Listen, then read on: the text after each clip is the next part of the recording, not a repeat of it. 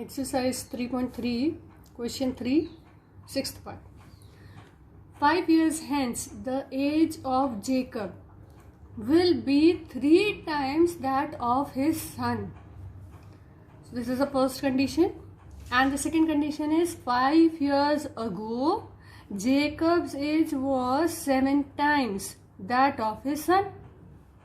What are their present ages? We have to find the present ages. तो दो condition given है भाई. एक कंडीशन गिवन है 5 years ago की और 5 years hence की, और एक है 5 years ago. 5 years hence मतलब आने वाले 5 साल के बाद. We have to find the present ages. Let. So solution. Let present age of Jacob be X years and present age of his son be Y years. तो ये तो हमारा लेट वाला काम खत्म हो गया. अब आगे first condition. First condition, 5 years hence, the age of Jacob. 5 years hence मतलब after 5 years.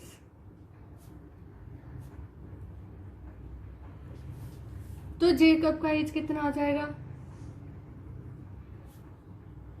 आज उसका एज कितना है? x.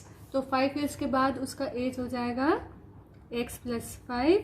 और उसी तरीके से सन्स एज क्या हो जाएगा?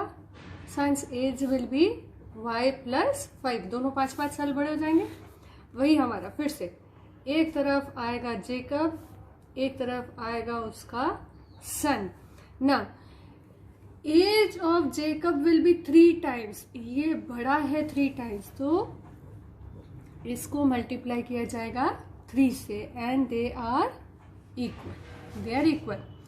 अब open the brackets. X + 5 is equals to 3y plus 5 3s are 15.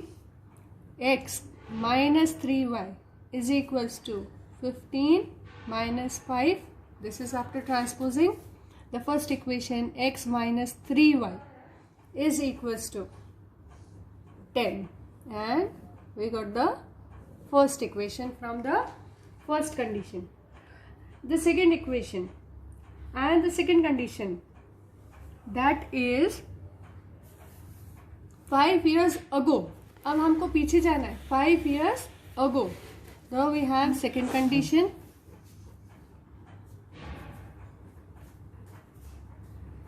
Second condition, and in second condition, that is 5 years ago. तो जेकब्स का एज कितना हो जाएगा? Jacob's age will be x minus 5 and son's age will be y minus 5.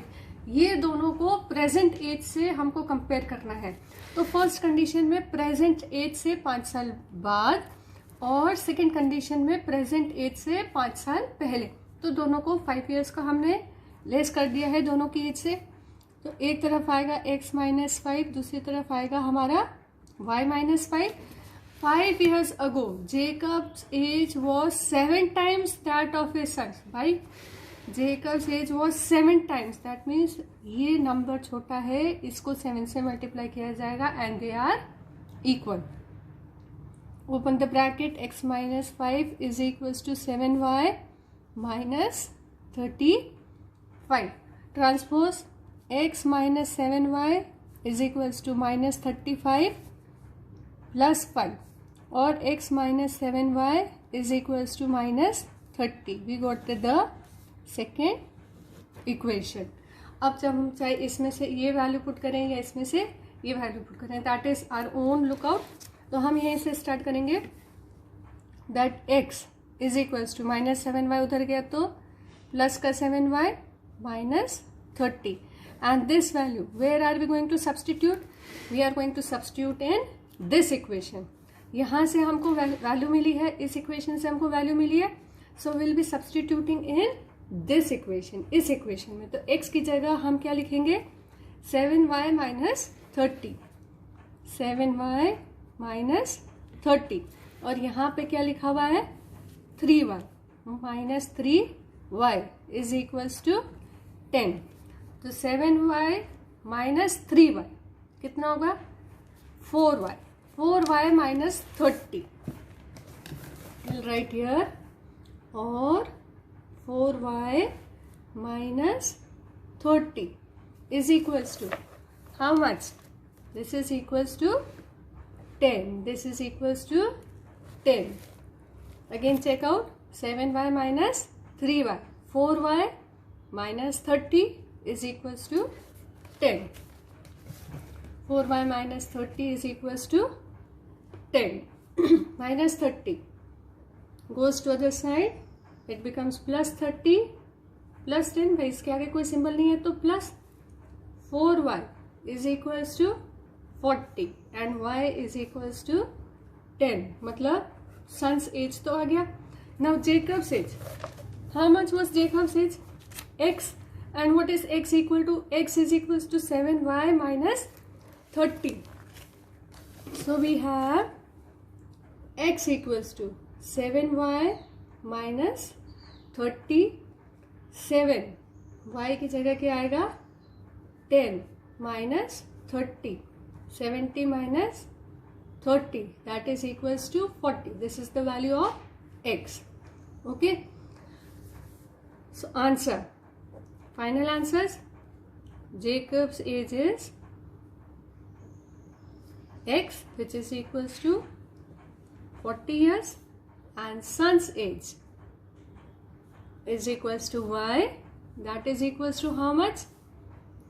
10 years. And this is the answer. Need to write the equation also.